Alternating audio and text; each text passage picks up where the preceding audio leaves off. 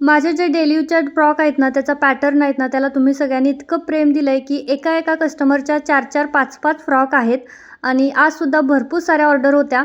तर एका दिवसात मी किती फ्रॉक शिवलेत मी तुम्हाला ते दाखवते आणि मी याच्या आधी एवढं काम कधीच केलं नाही, जेवढं आज केलं आहे ना तेवढं. कारण की लोडच इतकं आहे ना, म्हणजे एका कस्टमरच्या 3-4 फ्रॉक जरी म्हटलं ना, तरी एका दिवसामध्ये मला जवळ-जवळ 8 ते 10 कस्टमर कंप्लीट करावे लागतात.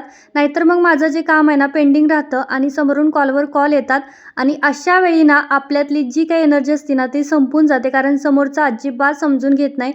काही अशा असतात बरं का जे खूप जास्त समजून घेतात, पण काहींना असं वाटतं की आपली ऑर्डर आहे ना त्या टायमिंगलाच आली पाहिजे. त्याच्यामुळे कस्टमर समजून घेणं खूप जास्त मुश्किल आहे.